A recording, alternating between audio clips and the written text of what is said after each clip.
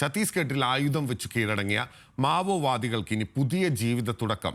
ബിജാപൂരിൽ ഇവർക്ക് തൊഴിൽ പരിശീലന പഠന സൗകര്യങ്ങൾ ഒരുക്കിയിരിക്കുകയാണ് സർക്കാർ. 2024 മാത്രം 802 മാവോവാദികൾ ഛത്തീസ്ഗഡിൽ കീഴടങ്ങിയെന്നാണ് സർക്കാർ കണക്ക്.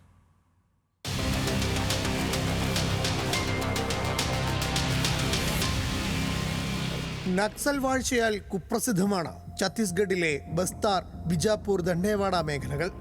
നക്സൽ പോലീസ് ഏറ്റുമുട്ടലുകളും മാവോയിസ്റ്റ് ആക്രമണങ്ങളും തുടരുന്ന സാഹചര്യമുണ്ടെങ്കിലും കീഴടങ്ങിയ മാവോയിസ്റ്റുകളുടെ പുനരധിവാസം നടപ്പാക്കുകയാണ് ഛത്തീസ്ഗഡ് സർക്കാർ. തൊഴിൽ പരിശീലന സാക്ഷരതാ ക്ലാസുകളാണ് ബിജാപൂരിൽ തുടങ്ങിയത്.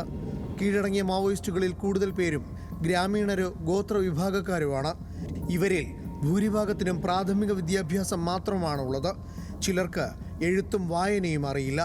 കെട്ടിട നിർമ്മാണ ജോലികളിൽ പരിശീലനം, മറ്റ് തൊഴിൽ പരിശീലനം, ലൈബ്രറി, കമ്പ്യൂട്ടർ പരിശീലനം, ബാഡ്മിൻ്റൺ അടക്കമുള്ള കായിക സൗകര്യങ്ങൾ എന്നിവയാണ് എക്സ് മാവോയിസ്റ്റുകൾക്കായി ബിജാപൂരിൽ ഒരുക്കിയിരിക്കുന്നത്. യോഗ പരിശീലനവുമുണ്ട്. 2025 സറണ്ടർ റീഹാബിലിറ്റേഷൻ പദ്ധതി പ്രകാരമാണിതെന്ന് ബസ്തൂർ റേഞ്ച് IG P സുന്ദർരാജ് പറഞ്ഞു. കീഴടങ്ങിയ നക്സലുകൾക്കായി 15,000 വീടുകൾ PM ആവാസ് യോജന വഴി ഈ മേഖലയിൽ നൽകുമെന്നാണ് സർക്കാർ വാഗ്ദാനം. 2024 ഛത്തീസ്ഗഡിൽ 802 മാവോയിസ്റ്റുകൾ കീഴടങ്ങിയെന്നാണ് സർക്കാർ കണക്ക്. 2025 കീഴടങ്ങിയത് 200-ലധികം പേരാണ്. നക്സൽ സൈനിക ഏറ്റുമുട്ടലുകളും സുരക്ഷാ പ്രശ്നങ്ങളും ജനജീവിതം വർഷങ്ങളോളം സ്തംഭിപ്പിച്ച ബസ്തർ മേഖലയിൽ 15 വർഷത്തിനുള്ളിൽ പൂട്ടിയത് 400-ലധികം സ്കൂളുകളാണ്. ബസ്തർ മേഖലയിലെ 4 ജില്ലകളിലായി 260 സ്കൂളുകൾ കഴിഞ്ഞ ഭൂപേഷ് ബാഗൽ സർക്കാരിൻ്റെ കാലത്ത് തുറന്നിരുന്നു.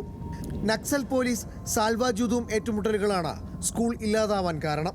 ഗോത്രവിഭാഗം കുട്ടികൾ പഠിക്കുന്ന സ്കൂളുകളാണ് മിക്കതും. കുഴിബോംബ് സ്ഫോടനങ്ങളും വെടിവയ്പും സ്കൂളുകൾ നക്സൽ താവളമായി മാറുന്നതും ബസ്തർ മേഖലയിൽ സ്കൂളുകൾ ഇല്ലാതാവാൻ കാരണമായി. National desk, news Malayalam.